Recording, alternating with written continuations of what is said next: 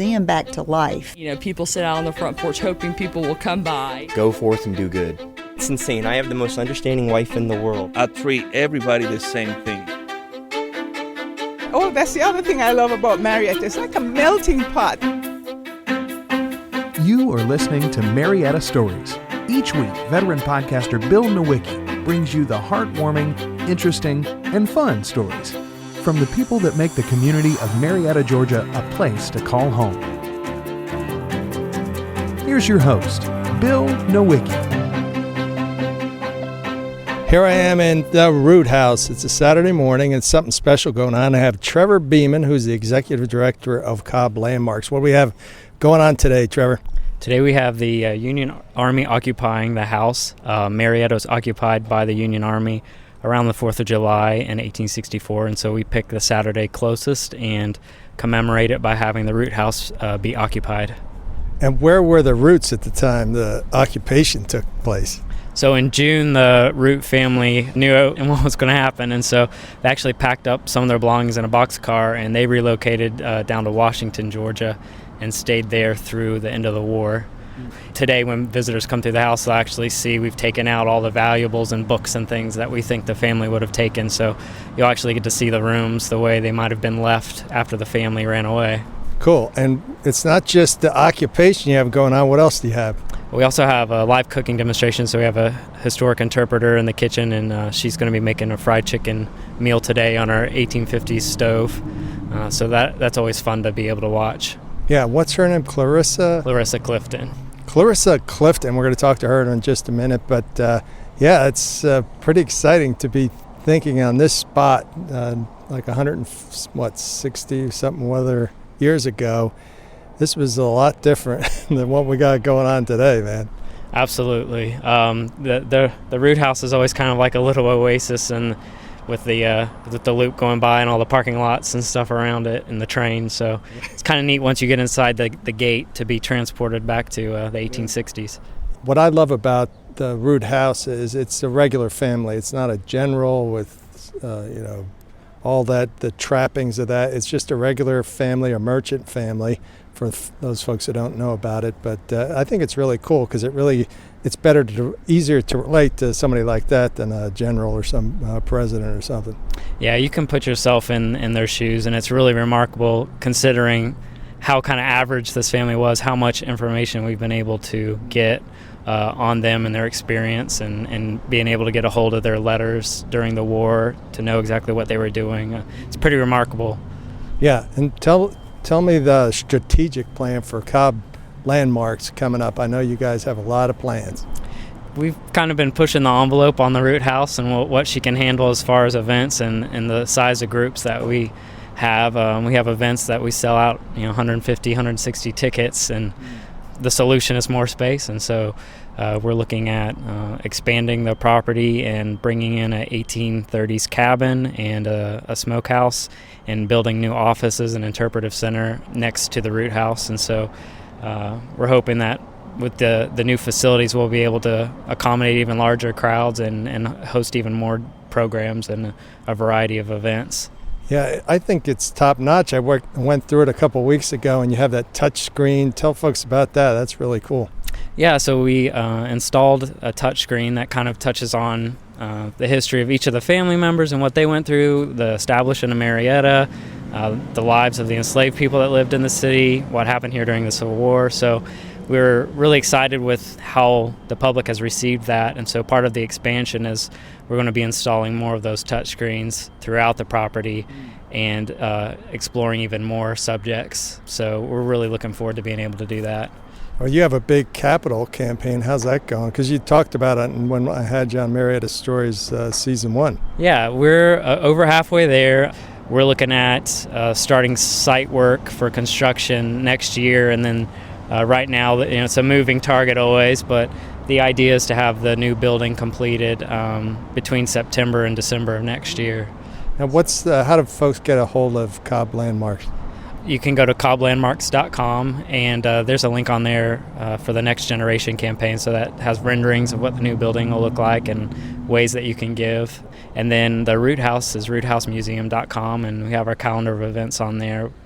And we try to do events all throughout the year. After the Civil War interpretation closes up, we'll actually be switching the house over for summer, and then we'll switch it over for mourning, and then Christmas. So there's always something new to see when you come. You don't just have to come once and say, oh, I've been there, because we try to keep it changing. Yeah, and it's a private nonprofit, so you have a lot of folks in Marietta that contribute to keep it alive, and it's really neat, all the things you've been able to do. Yeah, it's a really special place, and we are a private nonprofit, and so we don't get any government funding or anything like that. So we just are very lucky that there are folks in the community that care about us and like that the Root House is here, and so they want to help make sure that it's always here and always able to operate and be taken care of. Well, you also you're active on social media, Facebook, Instagram. Yeah, we have a pretty active Instagram account. Outside of Marietta Cobb Landmarks, we try to feature photos of historic sites all throughout, Smyrna, Concord Bridge, Ackworth, Kennesaw, all over the place. So it's fun to get to share those images. And then also we have our archival photos too. So historic images of some of the landmarks that we know today, what they looked like back then. And so we share those on our social media accounts as well. Great. All right. Well, thanks for checking up with me and all the great things that are going on at Cobb Landmarks. I'm going to go check in with Clarissa. All right. Have a good one. All right. I got to talk to some of the real estate agents at Johnny Walker Realty. One of them was Shannon Van Horn, and this is what she had to say about working with Johnny and Carrie. I've been with a couple different brokers, but this is by far my favorite. Literally nothing that they haven't been able to find an answer for me. If they don't have the answer, they're going to talk to each other and figure out an answer and then get back to us. When I tell people that I'm now at Johnny Walker Realty, there's nobody that doesn't know who they are. So that's nice. Real estate agents that are happy do better for their clients and the business. That's what I think is helping Johnny Walker Realty grow so quickly. Remember, they're at 262 Church Street, just down from the square. Check them out. You got a lot going on. You're here in the kitchen, which is outside the Root House. Why were kitchens outside the Root House, or right outside the house? Because they like to burn down about every 7 to 10 years. Oh, that's the average. And the heat. Yeah, keep the heat out of the house, especially down south. So you got a big old stove. Do you love the stove? Yes, I love this stove. This is actually the Root House's original wood-burning stove. And it's huge. Yeah, it's huge. But you need it huge because, like, today we have high, medium, low on our dials. The side that's directly over your heat source, that's high. In the center, that's medium. This is low over here at the far end. Where's your temperature measuring device? My hands. Oh, okay, so it's the end of your arm there. Yeah, pretty much you just hold your hand over it, kind of like you do with grills today. Right. If you can hold it really close to it for a couple of minutes, yeah, it's not that hot. But if it's over it and have to pull your hand back immediately, you're probably 400 degrees or higher, getting towards 500. Okay, how did you get started with this type of cooking?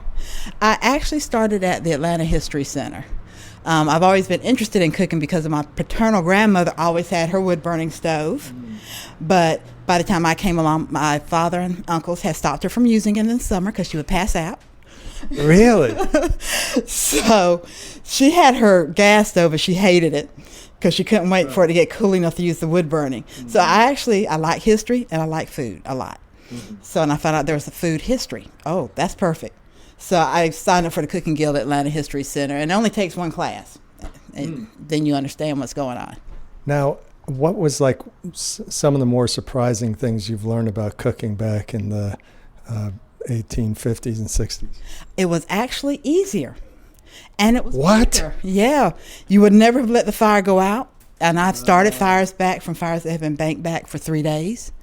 And you staggered them to the side. So you have 400, 350, 250, 275. So you had 3 ranges. Now we only have 1. That's exactly it. Wow. Holiday meals takes a couple of hours for me to cook it, whereas today you have to get up at 3 o'clock in the morning and start. Right. We talked a little bit, or you were talking a little bit about the way farm to table and the way stuff is today. We're trying to go backward in time to the way we used to cook. Tell us, like for this, you're going to make fried chicken. What are you going to use to make the fried chicken?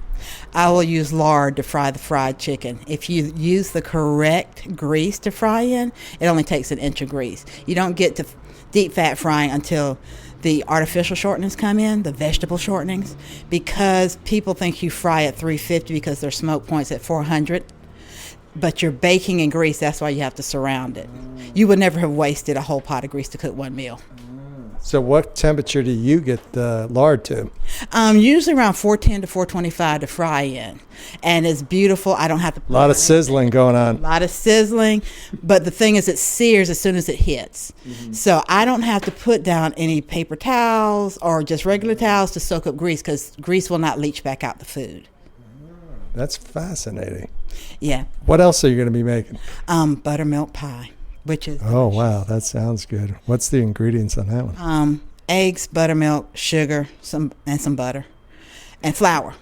The best thing is it's a cross. Simple. Yeah, it's a cross between... It tastes like a cross between the filling of a pecan pie and cheesecake. Really? Yeah, it's delicious. And, of course, buttermilk back then was truly low fat because you got buttermilk from removing the butter from the milk. Mm-hmm. Today's buttermilk is what they would have called in the 1800s sour milk, because they don't remove the butter from it. They just put in some type of acid to make the milk curdle. Mm-hmm. Those of you who remember sprinkling cornbread over buttermilk, that's why it doesn't taste the same today, because it's not true buttermilk. So you're going to make that today? That sounds pretty darn good too. You travel around, you're here at the Root House. Why do you spend your time and energy doing this type of stuff? This is my passion. I work in IT, which my father encouraged me to, because I don't have a trust fund.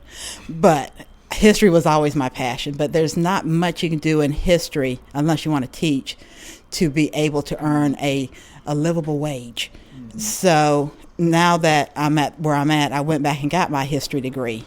And food history is fantastic. I get to do history and I get to eat at the same time. So it's always perfect. Yeah, and you have all these life skills. And that's true. When the apocalypse hits, yeah, I will cook anything someone brings to me. I just need somebody who can hunt and somebody who can grow stuff. There you go. Well, I'm gonna find you if that apocalypse does hit. So how do people get a hold of you and social media and stuff like that? I am on Twitter and Facebook, and I have a blog site also. I'm known as the Crooked Spoon online. My blog is thecrookedspoon.org, and just basically hit me up on Twitter, wherever. So you can come and do like an outdoor fire thing and make it happen? I almost thought about doing it today, but it's July in Georgia. Yeah, it's pretty hot out there. It's pretty hot in here. Yeah, it's going to get hotter. It's not that bad right now. No, it's not too bad. We got a little breeze. Yeah, but it will get a lot hotter once this gets up to around 400 degrees. Yeah. Do you do any kind of interpretive singing or anything like that? Do you tell stories? No, other than my family stories, but you don't want me to sing. You really don't. All right. Well, it was a pleasure meeting you, and looking forward to trying your fried chicken. Thank you very much. And your buttermilk, what was it? Buttermilk pie? All right. Sounds great. I got to talk to some of the real estate agents at Johnny Walker Realty. One of them was Shannon Van Horn, and this is what she had to say about working with Johnny and Carrie. I've been with a couple different brokers, but this is by far my favorite. Literally nothing that they haven't been able to find an answer for me. If they don't have the answer, they're going to talk to each other and figure out an answer and then get back to us. When I tell people that I'm now at Johnny Walker Realty, there's nobody that doesn't know who they are. So that's nice. Real estate agents that are happy do better for their clients and the business. That's what I think is helping Johnny Walker Realty grow so quickly. Remember, they're at 262 Church Street, just down from the square. Check them out. All right, what's your name? Robert Estraccio Lopez Schmidt. Say that again. Just kidding. What's your name? Steve Reilly, Reilly. All right. Well, Steve, I'm Bill Nowicki. I'm the host of Marietta Stories, so I also going to do a podcast episode. So I come out every week with a new podcast, and I'm here at the Root House, and you're a Civil War reenactor for the Union. No, you're not. What are you? I am a member of the Sons of the Civil War. My great-grandfather was a member of the 69th New York, which is the Irish Brigade out of New York City.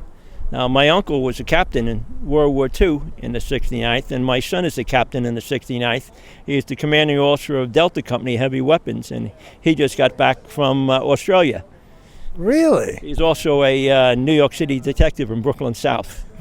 Wow. Now, it skipped you? You didn't go into the Army? No, I went in the Marine Corps. Oh, boy. Okay, so why are you here today? Well, the Root House, which is historic significant for Marietta, always needs money. So we've come together here to put on a little fundraiser and explain to the local population what life was like here in Marietta during the occupation. Do you have any information from your, I guess it's your great-grandfather's time in the Civil War? Oh, sure, quite a bit. You know, the 69th was a very active regiment. General Lee nicknamed it the Fighting 69th. One day they were coming on the field, and they have a distinctive green flag, the only regiment with a green flag in the United States Army. Because of the Irish? Because of the Irish, with the Irish harp in it. And he said to one of his aides, that regiment coming on the field with the green flag, who are they? So the aide said to General Lee, that's the 69th New York. And at that, General Lee said, you mean the Fighting 69th out of New York? And that's how they got the nickname, the Fighting 69th, which was also in the James Cagney World War I movie. Cool. Fighting 69th. Yeah. So did it start in the Civil War, the Fighting 69th? No, actually it started long before that. We're Irish. What do the Irish dislike the most? The English. English, yeah.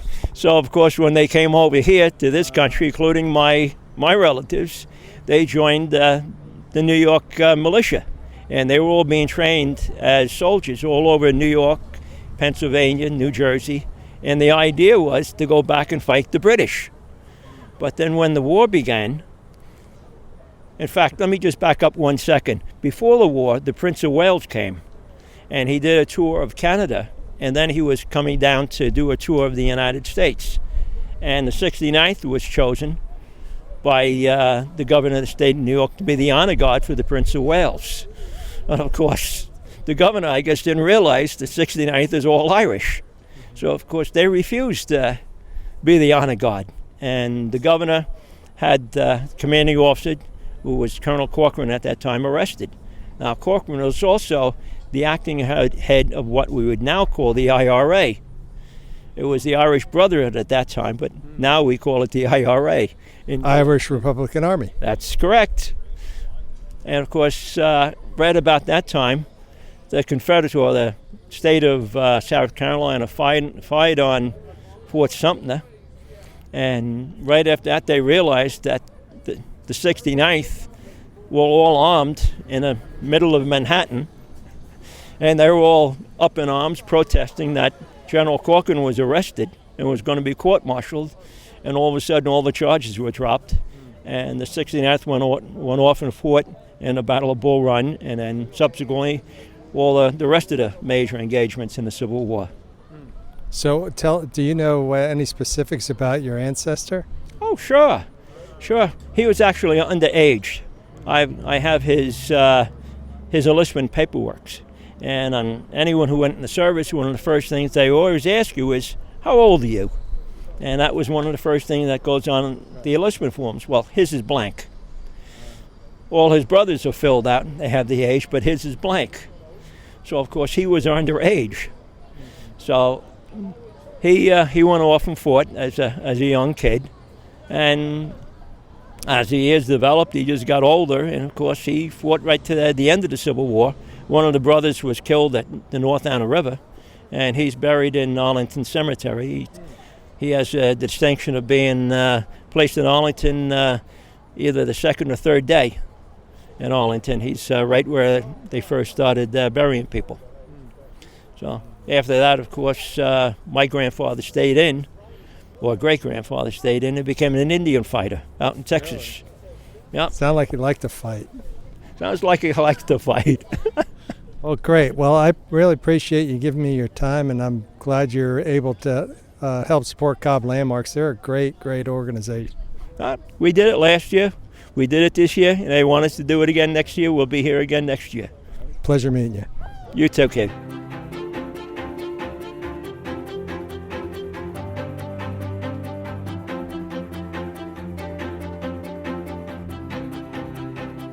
I got Matt Alexandre. Where do you want to stand? Anywhere?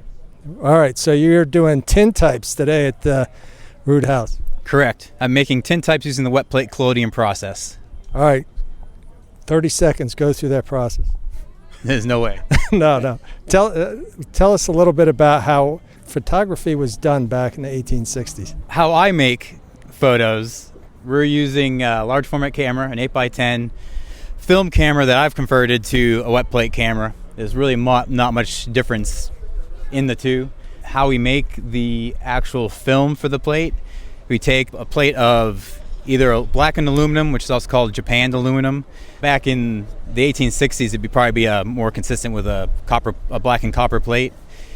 We take collodion, photographic collodion, and pour that on the plate, drain off the excess. Then we sensitize the plate in a bath of silver nitrate, and that takes about 3 to 5 minutes depending on conditions in our environment.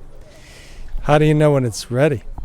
When you take the plate and you pour it, it's not photosensitive yet, it's not light sensitive yet. So when it goes into the silver nitrate, it's becoming sensitive to light. At that point, when it's sensitive to light, it has to be handled in a dark space, which is I have my portable dark box here that I close myself in a shroud, and I'm then in darkness with this red light from my little red window. And at that point, how I find out if it's ready is I pull it out of the bath, I look at it. It has like a look to it. When it first goes in the silver, it doesn't look much different, but as time goes by, it gets whiter and whiter.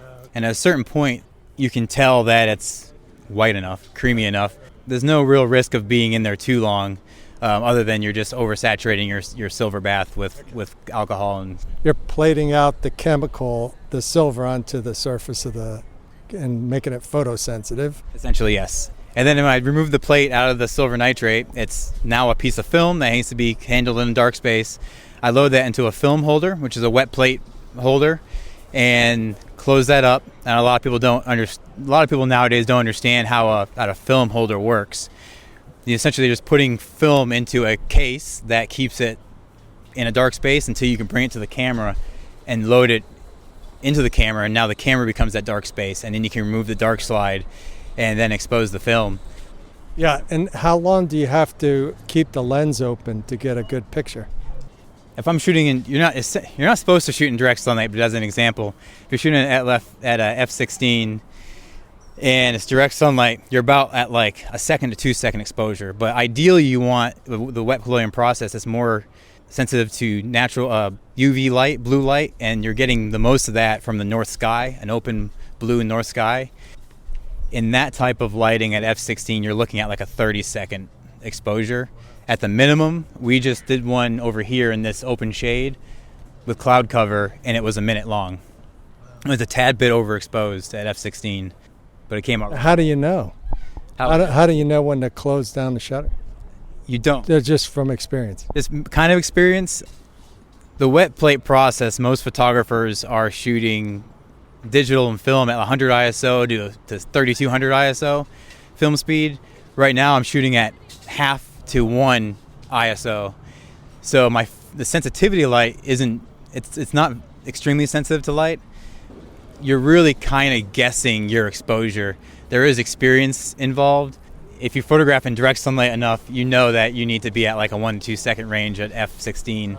If you want a more crisp focus plane across the entire plate, across the entire image, you want to shoot a smaller f-stop. Yeah. No, that's fine. You're getting technical. But how did you get interested in this in the first place? Now it's been about 6 years. When I started doing this, it had been 4 years of just being obsessed with it. And where I first saw it, I've been a professional photographer for 14 years, and I used to shoot a lot of music and festivals.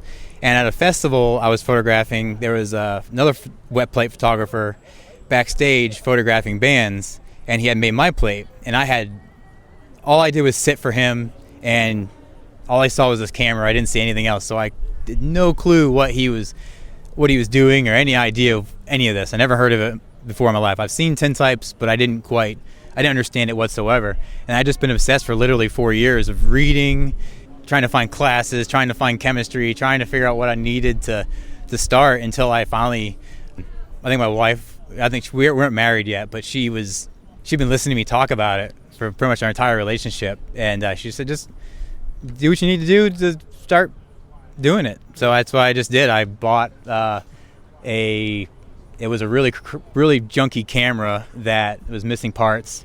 And I found some parts and made some parts and got that working. And then I got my chemistry, and I essentially just sat in my backyard trying to make plates that weren't coming out. And then they were coming out, and then they weren't coming out, and I didn't know why. And it just kind of became an even greater obsession of I literally spent 3 months every single day trying to get a picture to get like 3 pictures in a row to come out. And finally was able to do that.